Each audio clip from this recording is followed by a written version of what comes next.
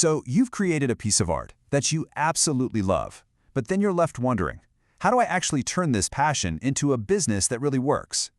If you make abstract art and you're ready to start selling it online, then you have come to the exact right place. Let's dive in. This quote just nails why abstract art is so powerful from a business standpoint. That really strong, immediate reaction, whether it's love or just confusion, that's actually amazing for you as an artist. It means when someone does connect with your work, it's not some casual like. It's a real, deep connection, and they want to bring that feeling right into their own home. Okay, so here's the real challenge, right? It's bridging that gap between the joy of making stuff and the structure of selling it. And let's be super clear about something. This has nothing to do with whether your art is good enough. It is.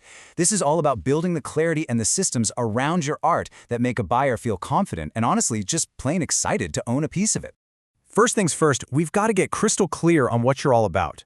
To build a real business, your potential buyers need to understand what you do and who it's for, like instantly. This is where we take your unique artistic voice and turn it into a brand that people don't just recognize, but one they actually go looking for. Okay, this is a really big one. Thinking of abstract art as your niche? It's not. It's a whole universe. People don't just type abstract art into a search bar and hope for the best. No, they're looking for a feeling, a specific color palette, or a style that's going to complete a room. Your path to success starts by picking a very specific, very clear lane inside this huge universe.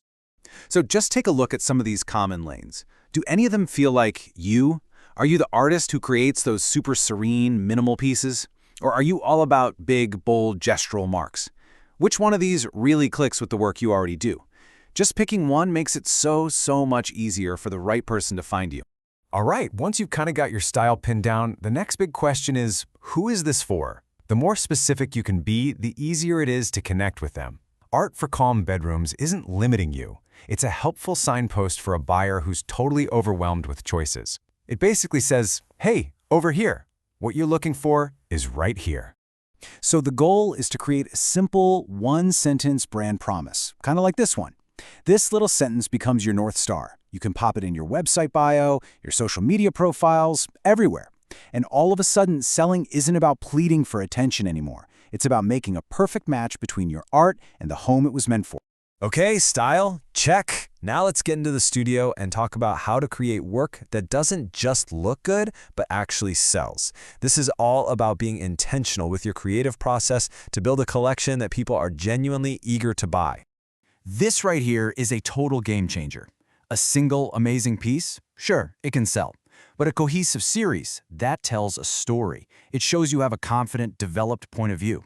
For a buyer, that story builds trust and makes them feel like they're not just buying a decoration. They're investing in a serious artist with a real vision. Ready to build your own hero series? Well, here's the blueprint. You're going to aim for about 6 to 12 pieces that just feel like they belong together. And you do this with 4 simple rules. Stick to one color palette, repeat some of your core shapes or marks, use similar materials across the board, and establish one clear, undeniable mood for the whole collection. So within this new series of yours, what are you actually selling? Let's break down the main options you've got. You have your high-value original artworks, which are great for collectors. Then you have limited edition prints, which feel special and are scalable. And then there are open edition prints, perfect for first-time buyers. The trick is to find the right mix for your business and what your audience is looking for. I have seen this product ladder work wonders for so many artists. It's so simple, but it's incredibly powerful. It gives people different ways to start collecting your work.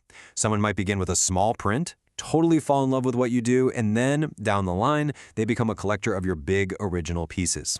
It's how you turn a one-time buyer into a lifelong fan. All right, you've done the hard creative work. You found your voice, you've built a beautiful collection. Now it's time to get down to business and build an online home for your art, a place that feels professional and actually makes sales.